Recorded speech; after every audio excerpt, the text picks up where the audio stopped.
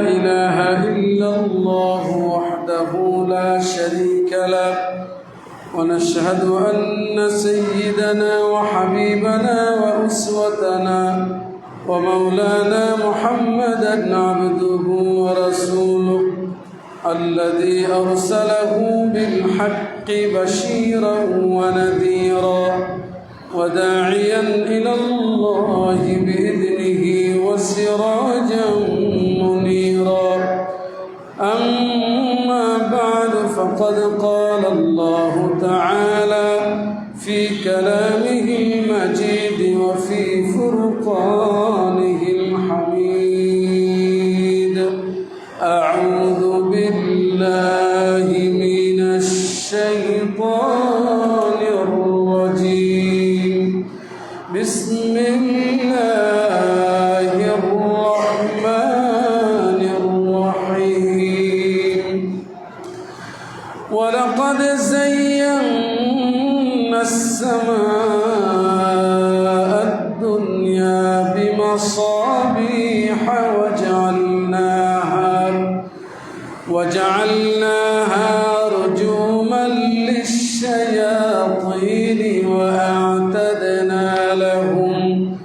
وأعتدنا لهم عذاب السعير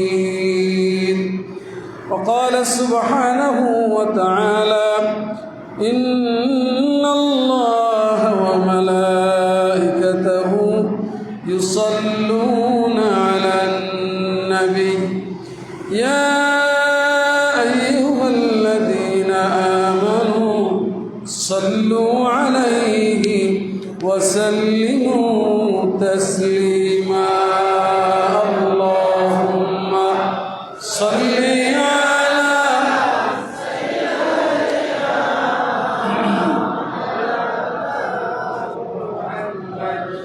وعلى آل سيدنا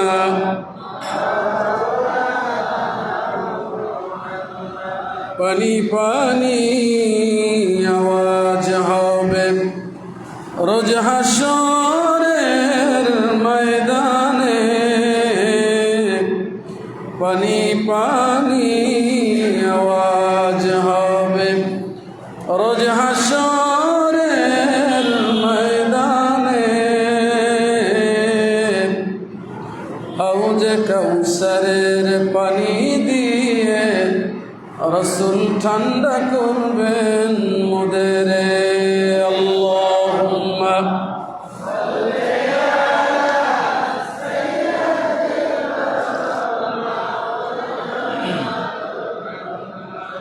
وعلى آل سيدنا مولانا بلغ العلا بكماله كشف الدجى بجماله حسنت جميع خصاله صلوا عليه لا إله إلا الله لا إله إلا الله لا إله إلا الله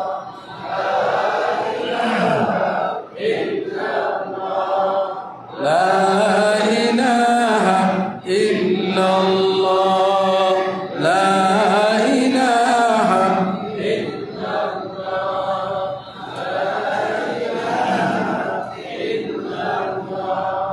لا إله إلا الله لا إله إلا الله لا إله إلا الله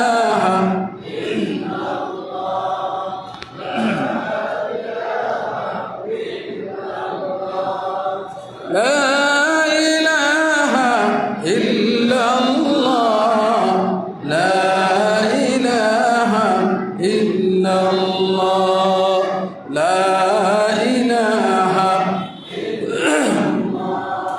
لا إله إلا الله لا إله إلا الله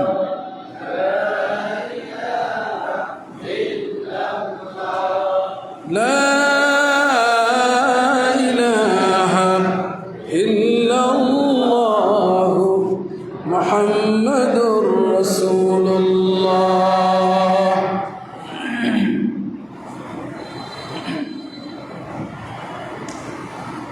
মহান আল্লাহ রব্বুল আলামিনের দরবারে বিনম্র চিত্তে শুকর আদায় করছি যে আল্লাহ সুবহানাহু ওয়া তাআলা আমাদেরকে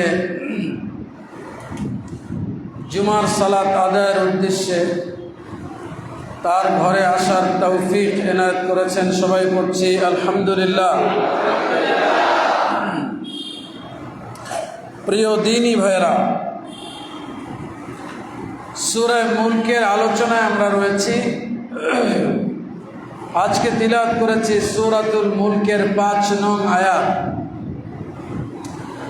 আল্লাহ সুবহানাহু ওয়া তাআলা বলছেন, ওয়ালাকাদ যায়্যানাস সামাআদ দুনিয়া বিমাসাবিহা। আমি দুনিয়ার আকাশকে বাতি দিয়ে সজ্জিত করেছি। ওয়াজআলনাহা রুজুমান লিশ-শায়াতিন, এবং এই প্রদীপগুলোকে, বাতিগুলোকে আমি শয়তানকে মেরে তাড়িয়ে দেওয়ার মাধ্যম হিসেবে স্থির করেছি। ওয়া'আতাদনা লাহুম আযাবাস সাঈর, আর তাদের জন্য আমি রেখেছি জ্বলন্ত আগুনের শাস্তি। পূর্বের আমরা 3টি জুমায় জেনেছিলাম সূরা মুলকের 4টি আয়াত পর্যন্ত, যার প্রথম আয়াতে আমরা বিশেষভাবে জেনেছিলাম সমস্ত ক্ষমতা কার হাতে? দ্বিতীয় আয়াতে জেনেছিলাম যার হাতে সমস্ত ক্ষমতা সে আল্লাহ তাআলা মৃত্যু এবং জীবনকে সৃষ্টি করেছেন আমাদেরকে পরীক্ষা করবার জন্য। তৃতীয় জুমায় জেনেছিলাম যার হাতে সমস্ত ক্ষমতা সেই মহান সত্তা 7টি আকাশকে স্তরে স্তরে সৃষ্টি করেছেন, এবং সেই ঊর্ধ্ব জগৎ সম্পর্কে গত জুমায় আমরা কিছুটা আলোচনা করেছিলাম। আজকের জুমা ৫ নং আয়াত, যার বাংলা অর্থ ইতিমধ্যে আমি বলেছি। আল্লাহ তাআলা বলেছেন, দুনিয়ার আকাশকে আমি বাতি দিয়ে, প্রদীপ মালা দিয়ে সাজিয়ে দিয়েছি। যার ব্যাখ্যা কোরআনের অন্যত্র আল্লাহ তাআলা করেছেন। আল্লাহ তাআলা বলেছেন, ইন্না যায়্যানাস সামাআদ দুনিয়া বিজিনাতিল কাওয়াকিব, আমি তারকারাজি দিয়ে দুনিয়ার আকাশকে সজ্জিত করেছি। এই বাতি মানে হলো তারকারাজি। এরপর আল্লাহ তাআলা বলছেন, এসব তারকারাজিকে শয়তানকে মেরে তাড়িয়ে দেবার জন্য আমি এগুলোকে স্থির করেছি, এবং তাদের জন্য রেখেছি আমি জ্বলন্ত আগুনের শাস্তি। সম্মানিত দ্বীনী ভাইয়েরা, আসলে আমরা প্রথম অংশ তো গত জুমায় আলোচনা করেছি। দুনিয়ার আকাশকে আল্লাহ প্রদীপমালা দ্বারা সাজিয়েছেন, এ সম্পর্কে কিছুটা জেনেছি। কিন্তু এর পরের কথাটা কেন আল্লাহ তাআলা বললেন, এটা হচ্ছে আজকে আমাদের আলোচনার মূল বিষয়। ওয়াজআলনাহা রুজুমান লিশ-শায়াতিন,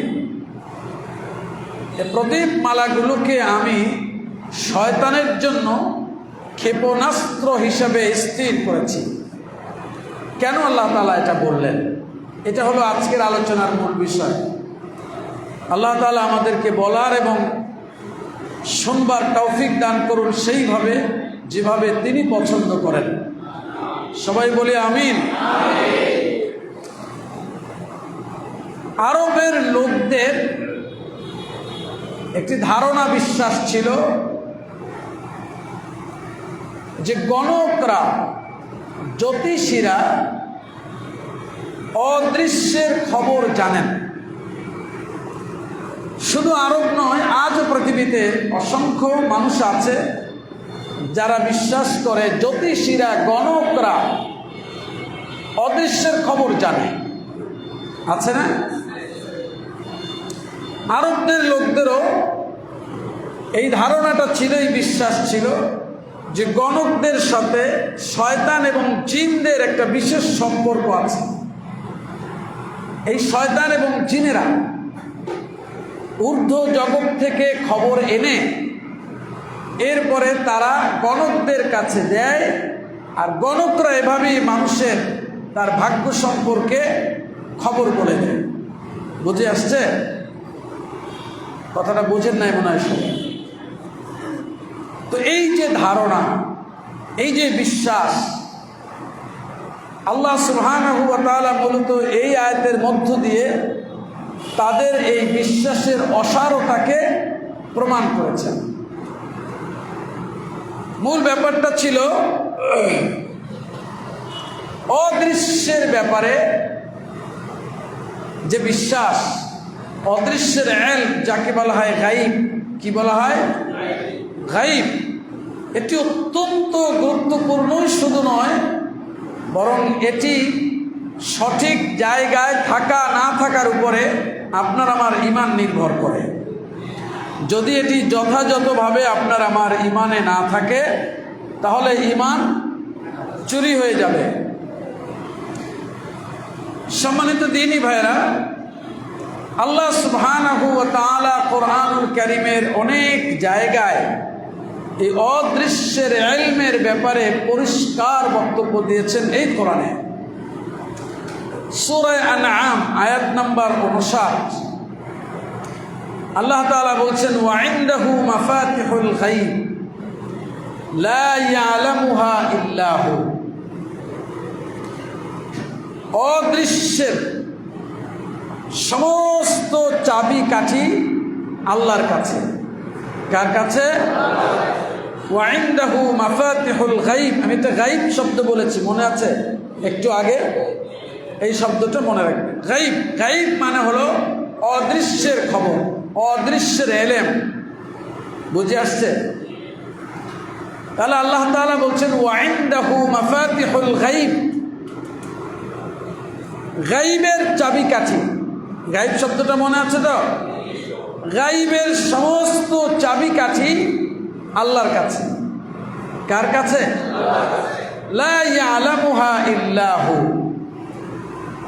ওই গায়বের ইলম তিনি ছাড়া আর কেউ জানেন না।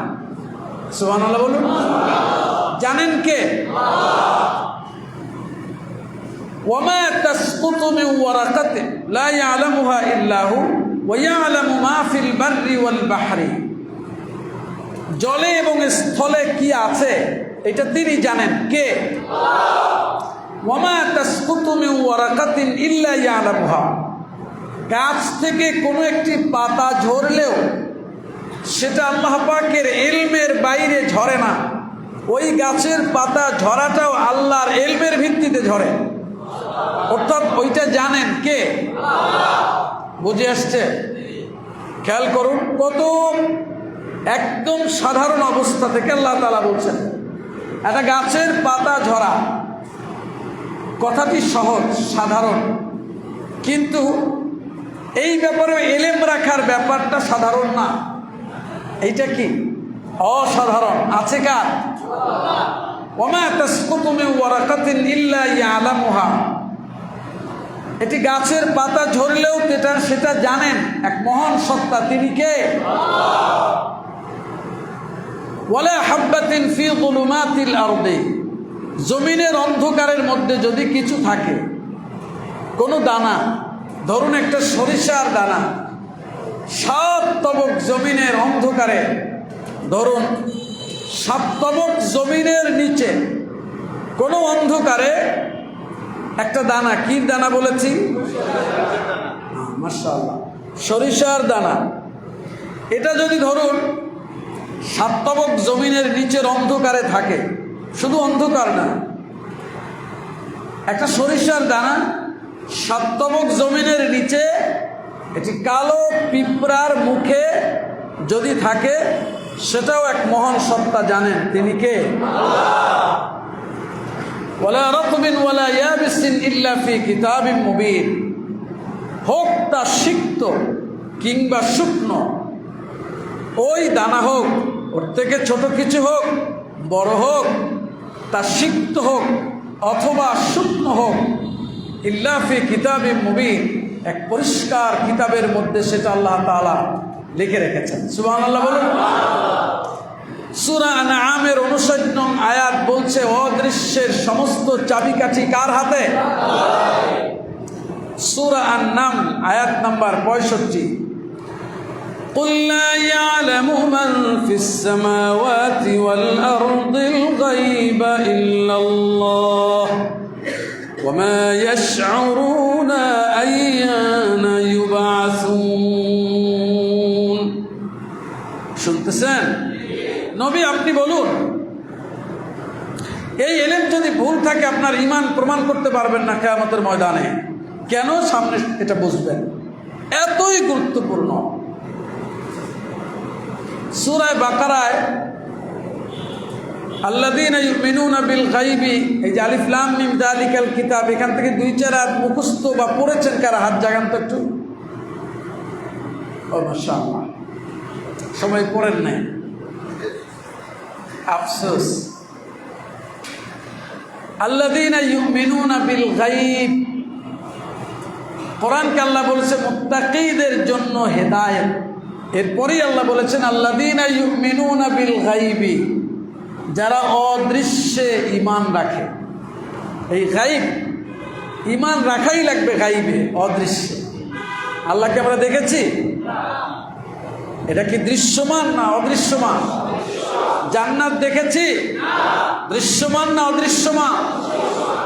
জান্নাত দেখেছি? এগুলো অদৃশ্য, কিন্তু ঈমান রাখি, বিশ্বাস রাখি। কথা বুঝে আসছে? রাসূলকে আল্লাহ তাআলা বলছেন সূরা আন-নামল আয়াত নাম্বার 65, নবী আপনি বলুন, লা ইয়ালামু মান ফিস সামাওয়াতি ওয়াল আরদিল গায়বা ইল্লাল্লাহ, আকাশ এবং জমিনে যারা আছে কেউ গায়ব জানে না, একজন জানেন, তিনি কে? আল্লাহ। মা ইয়াশউরুনা আইয়ানা ইউবাসুন, আর এটাও জানে না কোন দিন তাদেরকে পুনরুত্থান ঘটানো হবে। জানেন কে? আল্লাহ। তাহলে কোরআনের এই আয়াত বলল অদৃশ্যের ইলম কার কাছে? আল্লাহর। সূরা হুদ আয়াত নাম্বার 133, সূরা হুদের সর্বশেষ আয়াত, ওয়ালিল্লাহি গায়বুস সামাওয়াতি ওয়াল আরদি ওয়া ইলাইহি ইরজাউল আমরু কুল্লুহু ফা'বুদহু ওয়া তাওয়াক্কাল আলাইহি ওয়া মা রাব্বুকা বিগাফিলিন আম্মা তা'মালুন। আকাশ এবং জমিনের অদৃশ্যের ইলম গায়ব, এটি শুধু আল্লাহর জন্য খাস।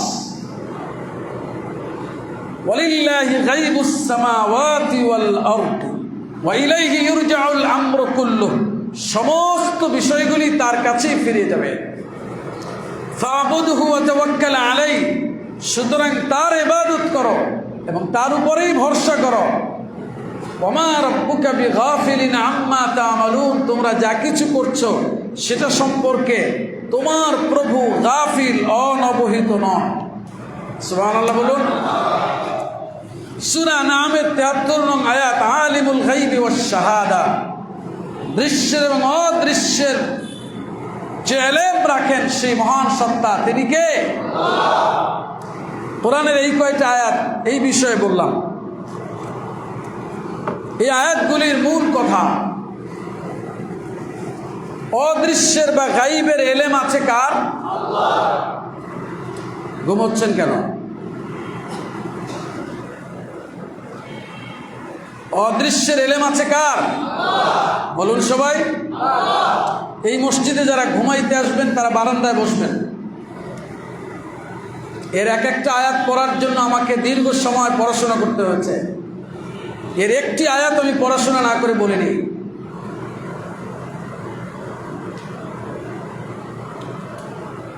রাগ করলেন?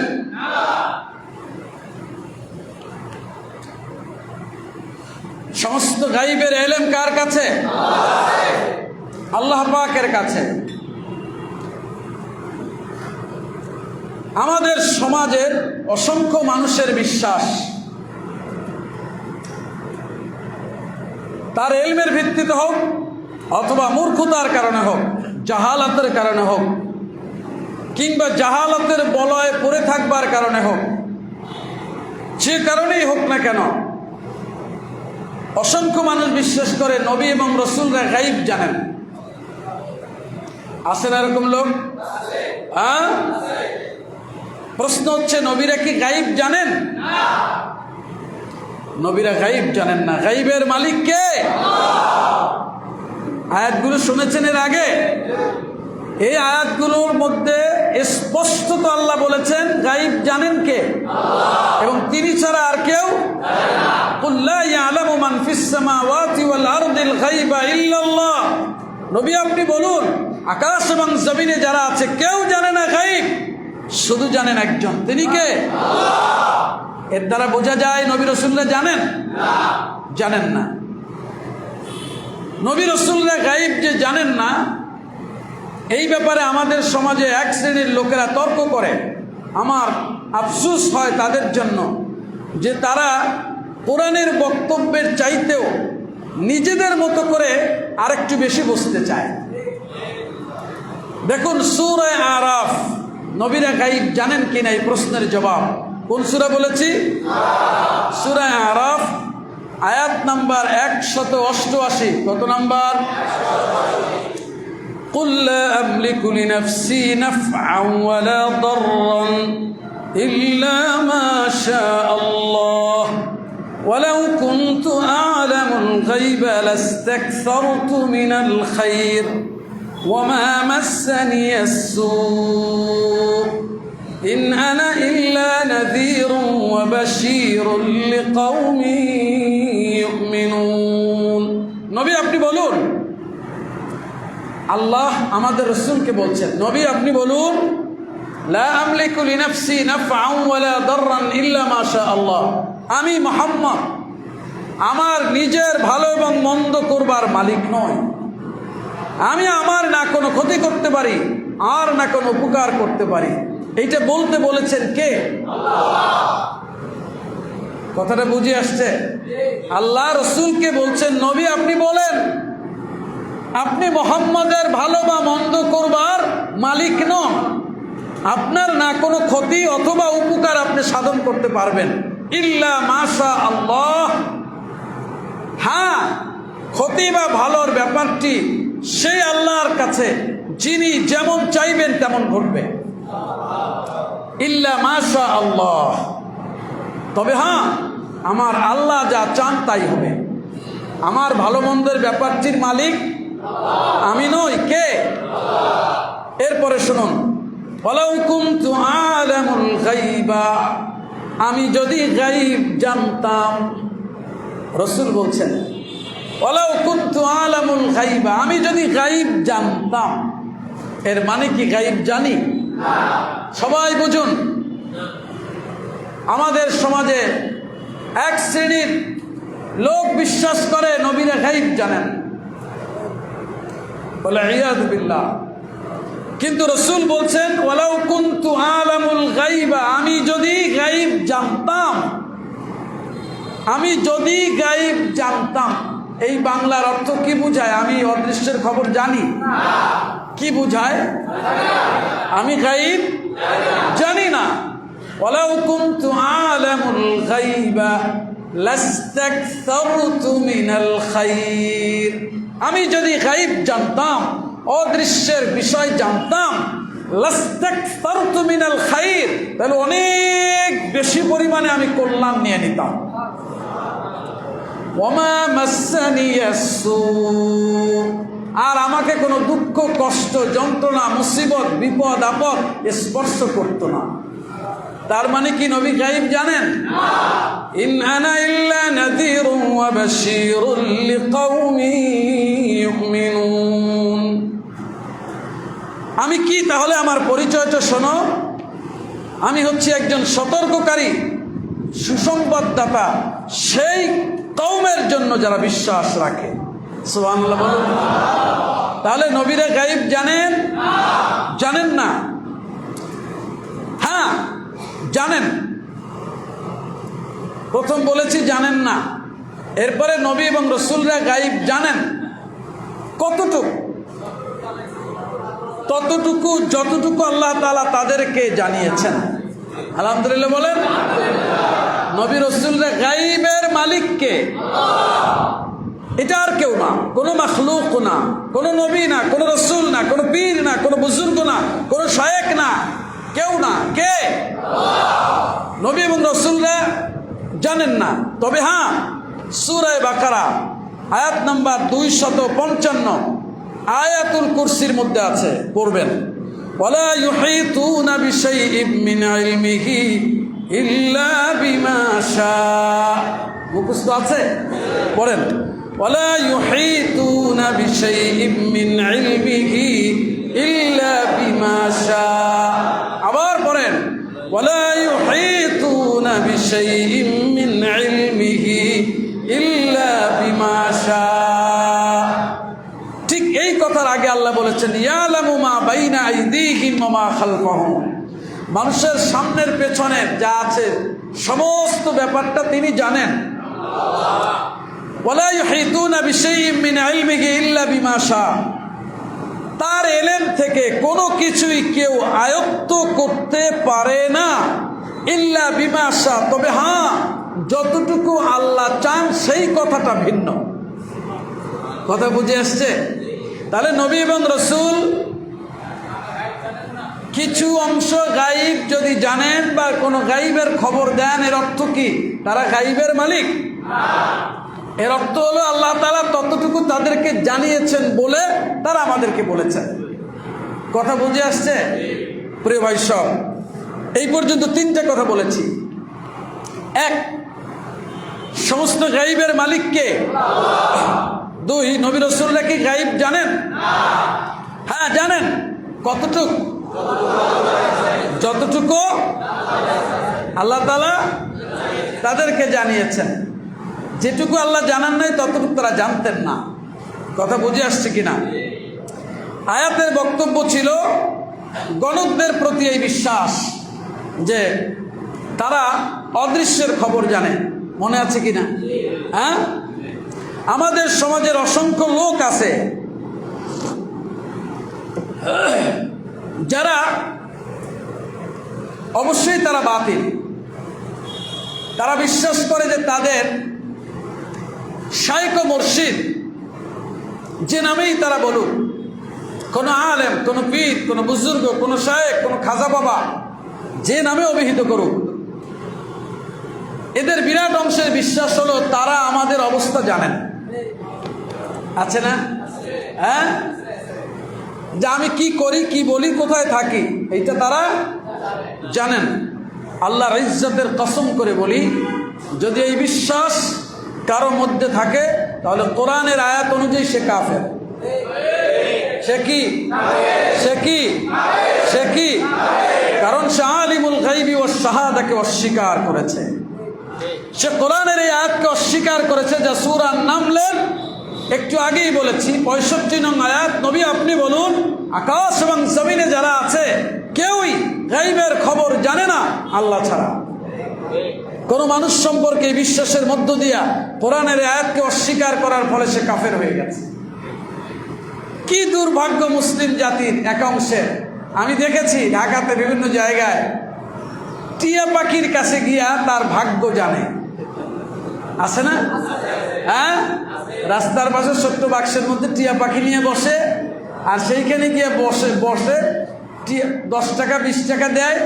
তো লোকটা একটা টিয়া পাখি সামনে কতগুলো চিঠির মতো আছে, এটার উপরে ছেড়ে দেয়, সেখান থেকে একটা চিঠি কামড় দিয়ে নিয়ে আসে। এরপরে ওইটা খুলে পরে বিশ্বাস করে যে আমার ভাগ্যে সব আছে। বানর দিয়ে হাত গোনায়, দেখেছেন? বানর। কি অবাক কাণ্ড, কি বিস্ময়কর, কি নীচতা, কি জাহালাত, কি মূর্খতা। নিজের অবস্থান কোথায় নামিয়েছে সে। বানরের কাছে গিয়ে সে তার ভাগ্যে আছে কি এইটা জানতে চাচ্ছে। টিয়া পাখির কাছে গিয়ে নিজের ভাগ্যের তালাশ করছে সেই বনি আদম, যাকে আল্লাহ বলেছেন ওয়ালাকাদ কাররামনা বনি আদম, আমি বনি আদমকে সম্মানিত করেছি। সুবহানাল্লাহ বলে। টিয়া পাখির কাছে আর বান্দরের কাছে যদি ভাগ্য সুপুর্দ করা হয় তাহলে ভাগ্যতে আর চাইতে ভালো হওয়ার কথাও না। কথা বলেন। নিজের বিশ্বাসের সাথে দ্বিচারিতা, নিজের বিশ্বাস কথা একরকম, কাজ আর এক রকম, এইটা বাদ দিলে কেমন যেন মানুষই পাওয়া যায় না। আমার দিকে প্রশ্ন করলে দেখে আমিই তো সেই রকম একজন। প্রিয় ভাই সব, এটা মুমিনের খাসলত হইতে পারে না। কথা বুঝে আসছে? সম্মানিত দ্বীনি ভাইরা, এবার আসেন গণকদের হাকিকত। রাসূল করিম সাল্লাল্লাহু আলাইহি ওয়াসাল্লামের কাছে একদল লোকেরা এসে প্রশ্ন করলো। আয়েশা রাদিয়াল্লাহু আম্মা জানা আয়েশা রাদিয়াল্লাহু তাআলা আনহা থেকে বলেন, তিনি বলেছেন যে একদল লোকেরা রাসূলের কাছে এসে প্রশ্ন করলো, সাআলা রাসূলুল্লাহ সাল্লাল্লাহু আলাইহি ওয়াসাল্লাম উনাসুন আনিল কুহহান। একদল লোক এসে আল্লাহ রাসূলের কাছে গণক সম্পর্কে প্রশ্ন করলেন, জিজ্ঞেস করলেন। ফাকাল লাইসু বিশাইইন, আল্লাহর হাবিব আলাইহিস সালাতু ওয়াস সালাম বললেন, না, গণকদের এই কথাটা মূল্যহীন। ফাকাল ইয়া রাসূলুল্লাহ ইন্নাহুম ইউহাদ্দিসুনা আহইয়ানান বিশাইইন ফায়াকুনু হাক্কান। ইয়া রাসূলুল্লাহ, কিছু সময় তারা এমন কিছু কথা বলে যেগুলো সত্য প্রমাণ হয়। আবার বলছি, ইয়া রাসূলুল্লাহ, তারা এমন কিছু কথা কখনো কখনো বলে যেটা কি প্রমাণ হয়? যেমনটা বলে তেমনই দেখা যায়। এই ব্যাপারটা কি? রাসূল করিম সাল্লাল্লাহু আলাইহি ওয়াসাল্লাম বললেন, তিলকাল কালিমাতু মিনাল হক ইয়াখতাফুহাল জিন্নি ফায়াকুরুহা ফি উযুনি ওয়ালিয়্যি ফায়াখলিতুনা মাআহা মিআতা কাযবা। আল্লাহ রাসূল বললেন, হ্যাঁ, ওই যে কথাটা সত্য প্রমাণ হয়, এটা ঠিক সত্য। ইয়াখতাফুহাল জিন্নি, কোন জিন এটাকে ছো মেরে নিয়েছে এবং এইটা গণকের কানে ঢেলে দিয়েছে। কথাটা আবার বলছি, আল্লাহ রাসূল বললেন, হ্যাঁ, ওই যে সত্য হলো কথাটা, এই কথাটা ঠিক, তবে এইটা পেল কই? এই যে কোরআনে আয়াত বলেছে সূরা মুলকের, মনে আছে তো? মূলত জিনরা, শয়তানরা ঊর্ধ্ব জগতের দিকে যেতে চায়, তো তারা যেতে পারে না, তাদেরকে উল্কা দিয়ে তাড়িয়ে দেওয়া হয়। এই যে রজুমা, এটা দিয়ে কি করা হয়? তাড়িয়ে দেওয়া হয়। তাহলে জানলো কেমনে? আল্লাহর হাবিব বলেছেন অন্য একটি হাদিসে, ইন্নাল মালাইকাতা তানজিলু ফি নাহানা, ফেরেশতারা মেঘমালার মধ্যে অবতীর্ণ হন। ফাতাযকুরুল আমরা কুদিয়া ফিস সামা, আকাশ রাজ্যে যেসব ফয়সালা করা হয়েছে এসব নিয়ে তারা পরস্পরে কথা বলেন। কারা? ফেরেশতারা পরস্পরে কথা বলেন। ফায়াস্তারিকুশ শাইতানুস সামআ ফায়াসমাউহু, তখন কিছু শয়তান আড়ি পেতে ওখান থেকে খুব চুরি করে কিছু কথাকে ছো মেরে ওরা নেয়। এইটা এসে ওই গণকদের কানে ঢেলে দিলে তারা ওটার সাথে আরো 100 অর্থাৎ অসংখ্য কথা বানাইয়া যুক্ত করে তারপরে মানুষকে বলে। কথা বুঝে আসে নাই? হ্যাঁ, অর্থাৎ গণকদের বক্তব্যে যদি একটা সত্য নিহিত থাকে তাহলে তার সাথে আরো মিথ্যা আছে কয়টা? বুঝে আসেনি? কয়টা মিথ্যা আছে? 100 মিথ্যা আছে। এই যে গণকরা পেল কেমনে? ওই যে শয়তানরা আড়ি পেতে নানান ভাবে কিছু কথা চুরি করে নিয়ে নেয় যখন ফেরেশতারা এসব আহকাম নিয়ে অবতীর্ণ হন, কিন্তু এরা ঊর্ধ্ব জগতে যেতে চাইলে পারে না, কারণ আল্লাহ তাআলা তাদেরকে উল্কা মেরে কি করেন? রজুমান লিশ-শায়াতিন, মনে আছে আয়াতটা? রজুমান লিশ-শায়াতিন, এই যে উল্কা দিয়ে এদেরকে তাড়িয়ে দেওয়া হয়। আকাশ রাজ্যের যে তারকারাজি, প্রথম আকাশে যে আল্লাহ সৌন্দর্য মণ্ডিত করেছেন পৃথিবীর আকাশকে, এই তারকাগুলো খসে পড়ে না। এখান থেকে আল্লাহ তাআলা উল্কা নিক্ষেপ করেন কাদের উপরে? শয়তানদের উপরে। তাহলে গণকদের হাকিকত কি? তারা গায়েব জানেন? দেখি কি বুঝলেন? গণকরা, জ্যোতিষীরা কি অদৃশ্যের খবর জানেন? জানেন কে? দুই একটা কথা সত্য মিলে যায়। এইটা মূলত ওই জিন শয়তানরা যে কিছু চুরি করে শুনেছে, এইটা কখনো তাদের কানে ঢেলে দিলে বলে, কিন্তু এর সাথে মিশাই বলে কয়টা? এখন ইসলামের বিধান কি এই ব্যাপারে শুনুন। মান আতা কাহিনান ফাসাদ্দাকাহু বিমা ইয়াকুলু ফাকাদ কাফারা বিমা উনজিলা আলা মুহাম্মাদ। যে ব্যক্তি কোনো গণকের কাছে গেল এবং সে যা বলল এটা বিশ্বাস করলো, রাসূল করিম সাল্লাল্লাহু আলাইহি ওয়াসাল্লাম বলেছেন, যে ব্যক্তি গণকের কাছে গেল এবং গণক যা বলল সেইটা বিশ্বাস করলো, ফাকাদ কাফারা বিমা উনজিলা আলা মুহাম্মাদ, তাহলে মুহাম্মাদের উপরে যে অবতীর্ণ হয়েছে নাম কি? নাম কি? তাহলে মুহাম্মাদের উপরে যে অবতীর্ণ হয়েছে এইটা সে কুফরি করলো, অস্বীকার করলো। নাউজুবিল্লাহ বলেন। মুসলিম শরীফের একটি হাদিস, মান আতা আররাফান ফাসালাহু আন শাইইন ফাসাদ্দাকা লাম তুকবাল লাহু সালাতুন 40 লাইলা। যে কোনো গণকের কাছে গেল এবং কিছু জিজ্ঞেস করলো আর বিশ্বাস করলো, তাহলে 40 রাত পর্যন্ত তার কোনো নামাজ কবুল হবে না। কত? 40 রাত মানে 40 দিন। কি হবে না? নামাজ কবুল হবে না। প্রিয় ভাই সব, আল্লাহ তাআলা কোরআনের এই আয়াতের মাধ্যমে আমাদের এই বিশ্বাস, এই আকীদাকে প্রতিবাদ করেছেন এবং এটাকে বাতিল বলে ঘোষণা করেছেন। কথাটা বুঝে আসছে কিনা? আল্লাহ তাআলা দুনিয়ার আকাশকে তারকারাজি দ্বারা সজ্জিত করেছেন এবং সেইগুলোকে শয়তানকে মেরে তাড়িয়ে দেবার উপায় হিসাবে আল্লাহ নির্ধারণ করেছেন উল্কাপিণ্ড সমূহ। বুঝে আসছে? আর তাদের জন্য আল্লাহ তাআলা রেখেছেন জ্বলন্ত আগুনের শাস্তি। এই ছিল আজকের 5 নং আয়াতের বক্তব্য, যার মূল কথা অদৃশ্যের এলেম আছে কার কাছে? এইটা আর কোনো মাখলুকের কাছে নাই। তবে মাখলুকের যে অংশ যারা কিছু জানতে পারেন, ওইটা জানতে পারেন এই অর্থে যে আল্লাহ তাদেরকে অতটুকু জানান। যেমন আমাদের রাসূল অনেক অদৃশ্যের খবর আমাদেরকে দিয়েছেন, কিন্তু দিয়েছেন কিভাবে? তিনি আলিমুল গাইব সেই অর্থে দিয়েছেন, আল্লাহ তাকে ওইটা জানিয়ে দিয়েছেন।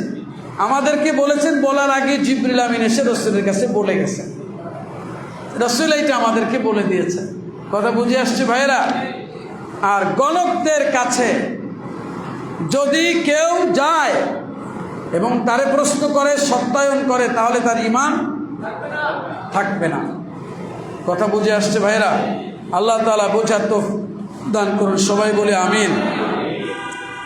সম্মানিত ভাইরা, এক ভাই কোরআনের একটি আয়াত প্রশ্ন করেছেন। এটা হলো সূরা কিয়ামা, ইউনাব্বাউল ইনসানু ইয়াওমাইযিন বিমা কদ্দামা ওয়া আখার। সূরা কিয়ামা আয়াত নম্বর 13। এই আয়াতে সেদিন মানুষকে অবহিত করা হবে সে যা সামনে প্রেরণ করেছে ও পশ্চাতে ছেড়ে দিয়েছে। অত্র আয়াতের ব্যাখ্যা তাফসীর বুঝিয়ে বলবেন। এই আয়াতের বক্তব্য হচ্ছে, আল্লাহ তাআলা বলেছেন, ইউনাব্বাউল ইনসানু ইয়াওমাইযিন বিমা কদ্দামা ওয়া আখার। মানুষের পৃথিবীতে যা করেছে, সে যা আগে পাঠিয়েছে এবং পশ্চাতে রেখে গেছে, এগুলো আল্লাহ তাআলা কিয়ামতের ময়দানে তাকে জানাবেন। এখন আগে পাঠালেন আর পেছনে রেখে গেলেন, এর মানে কি? এর মানে হলো, এইটা ভালো করে বুঝতে হলে আপনাকে পড়তে হবে সূরা ইয়াসিন আয়াত নম্বর 12। ইন্না নাহনু নুহয়িল মাউতা ওয়া নাকতুবু মা কদ্দামু ওয়া আথারাহুম। আমি অবশ্যই মৃতদেরকে জিন্দা করব। কে বলছেন? আল্লাহ। ওয়া নাকতুবু মা কদ্দামু ওয়া আথারাহুম। আর আমি সংরক্ষণ করছি, রেকর্ড করছি, লিখে রাখছি যা সে আগে পাঠিয়েছে আর যা তার প্রভাব পশ্চাতে আছে। ওয়া কুল্লা শাইইন আহসাইনাহু ফি ইমামিন মুবিন। প্রত্যেকটি জিনিসকেই আমি সংরক্ষণ করে চলছি একটি স্পষ্ট কিতাবে, অর্থাৎ মহা দলিলের মধ্যে। প্রিয় ভাই সব, এখন আগে পাঠানো আর পরে রেখে যাওয়া, আপনি যত সব কাজ করবেন পৃথিবীতে, তা ভালো হোক কিংবা মন্দ, আবার বলছি, মানুষ যত কাজ করে তা ভালো হোক অথবা মন্দ হোক, সে কাজ করে দুনিয়া থেকে চলে যাওয়ার পরে ওই কাজের যেই প্রভাব এই পৃথিবীতে থাকবে, ওখান থেকে যা কিছুই সৃষ্টি হবে এইটাও তার আমল নামায় যাইতে থাকবে। এইটা হইল পশ্চাৎ। বুঝে আসছে? আর আগে পাঠানো মানে, ধরুন আপনি এক ভাইকে গিয়ে বলেছেন, বারবার তার কাছে গিয়ে বুঝিয়েছেন যে ভাই আপনি নামাজ পড়ুন, তো প্রথম দিন শুনে নাই, দ্বিতীয় দিন শুনে নাই, তৃতীয় দিন শুনে নাই, কিন্তু অনেক দিন যাওয়ার পরে শুনেছি। আপনি তাকে বলেছেন ভাই আপনি ঘুষ খাবেন না, এটা বারবার বলতে বলতে বলতে বলতে অনেক দিন বলেছেন, একবার কবুল করেছে সর্বশেষ। একটা লোক, আপনি বিত্তশালী, আপনি তার কাছে গিয়ে বলেছেন ভাই আপনার তো অনেক বিত্ত আছে, আপনি একটা দিনই কাজ করুন, একটা মসজিদ বানান, একটা মাদ্রাসা বানান, একদিন দিনই কাজ করুন, কল্যাণমূলক কাজ করুন। শুনে নাই শুনে নাই শুনে নাই, অনেকদিন যাওয়ার পরে আপনার কথাটা একদিন অ্যাকসেপ্ট করেছে। তো এই যে ন্যাক আমলের জন্য প্রথম আপনি বারবার গেলেন, এটার জন্য যত সব হইল এটা আপনি আগে পাঠিয়ে দিলেন আখেরাতের জন্য। কথা বুঝে আসছে? আর আপনার ওই কথাগুলি শুনবার পরে সে যে কাজ করেছে, আপনি তো চলে গেছেন দুনিয়া থেকে, কিন্তু আপনি তাকে বলবার কারণে যে দিনই কাজ করেছে, আপনার বলার কারণে এই যে দিনই কাজ হয়েছে, এটা হলো আপনার রেখে যাওয়া প্রভাব। এখানের ন্যাক আমলের একটা সব আপনার আমল নামায় যেতে থাকবে। এইটা হইল বিমা কদ্দামা ওয়া আখার। আপনি বিশাল বড় সম্পদের মালিক, ছেলে মেয়েদেরকে দুনিয়ার শয়তানির রাস্তায় চালাইয়া শয়তান বানাই রেখে গেলেন। আপনি মরে যাওয়ার পর ওরা যত আকাম করবে এর একটা অংশ আপনার আমল নামাজ যাইবে। এইটা হইল বিমা কদ্দামা ওয়া আখার। এটা হলো আখার, মানে পরে যাইতে থাকবে। বুঝে আসে নাই? আবার আপনার ছেলেকে রাতের বেলা ঘুম থেকে জাগিয়ে বারবার ডেকে, বাবা চলো মসজিদে যাই, আমাদেরকে মরতে হবে, এভাবে বলতে বলতে সন্তানকে মসজিদে নিয়ে এসেছেন, আর সন্তান নামাজি হয়েছে। আপনি চলে যাবার পরে এই সন্তান যত নামাজ আদায় করবে, ইবাদত করবে, এর একটা সওয়াব আপনার আমল নামায় যেতে থাকবে। কথা কি বুঝে আসছে? এটা হলো আয়াতের ব্যাখ্যা। আর একটা প্রশ্ন করেছেন কিছু মুসলিম ভাই, আজানের সময় মুয়াজ্জিন যখন আশহাদু আন্না মুহাম্মাদুর রাসূলুল্লাহ বলে, তখন বুড়ো আঙ্গুল চোখে স্পর্শ করে চুমু খায়। কোরআন সুন্নাহর আলোকে জানতে চাই এই আমল করা ঠিক কিনা। রাসূল করিম সাল্লাল্লাহু আলাইহি ওয়াসাল্লাম আমাদেরকে শিখিয়েছেন, যখন আশহাদু আন্না মুহাম্মাদুর রাসূলুল্লাহ বলবে মুয়াজ্জিন, তখন আমরাও বলবো আশহাদু আন্না মুহাম্মাদুর রাসূলুল্লাহ। এইটা হাদিসে আল্লাহ রাসূল শিখিয়েছেন। এর পরের যেটা করে এটা প্রশ্নবিদ্ধ, এটা বিশুদ্ধ না, এটা হক্কানি কোনো আলেমদেরকে দেখবেন না। কথা বুঝে আসছে? এটা ঠিক না। ঠিক হচ্ছে যখন বলবে আশহাদু আন্না মুহাম্মাদুর রাসূলুল্লাহ, আমরা কি বলবো? আল্লাহ তাআলা সত্যের উপরে কায়েম ও দায়েম থাকবার তৌফিক দান করুন।